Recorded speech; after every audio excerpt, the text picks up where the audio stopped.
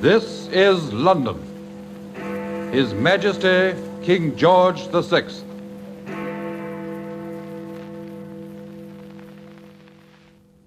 Let us remember the men in all the services, and the women in all of the services who have laid down their lives. We have come to the end of our tribulation, and they are not with us at the moment of our rejoicing. I speak to you today at the same hour as my father did exactly 75 years ago. His message then was a salute to the men and women at home and abroad who had sacrificed so much in pursuit of what he rightly called a great deliverance. The war had been a total war. It had affected everyone, and no one was immune from its impact. Whether it be the men and women called up to serve, families separated from each other, or people asked to take up new roles and skills to support the war effort, all had a part to play.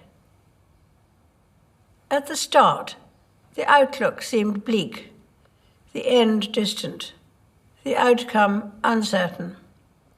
But we kept faith that the cause was right. And this belief, as my father noted in his broadcast, carried us through. Never give up, never despair.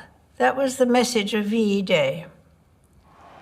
I vividly remember the jubilant scenes my sister and I witnessed with our parents and Winston Churchill from the balcony of Buckingham Palace. The sense of joy in the crowds who gathered outside and across the country was profound. Though while we celebrated the victory in Europe, we knew there would be further sacrifice. It was not until August that fighting in the Far East ceased and the war finally ended. Many people laid down their lives in that terrible conflict. They fought so we could live in peace, at home and abroad. They died so we could live as free people in a world of free nations. They risked all so our families and neighborhoods could be safe. We should and will remember them. As I now reflect on my father's words and the joyous celebrations which some of us experienced firsthand, I'm thankful for the strength and courage that the United Kingdom, the Commonwealth, and all our allies displayed. The wartime generation knew that the best way to honor those who did not come back from the war was to ensure that it didn't happen again.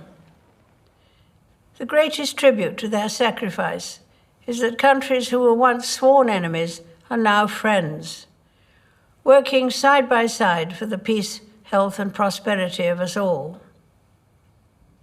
Today, it may seem hard that we cannot mark this special anniversary as we would wish. Instead, we remember from our homes and our doorsteps. But our streets are not empty. They are filled with the love and the care that we have for each other. And when I look at our country today and see what we are willing to do to protect and support one another, I say with pride that we are still a nation those brave soldiers, sailors, and airmen would recognize and admire. I send my warmest good wishes to you all.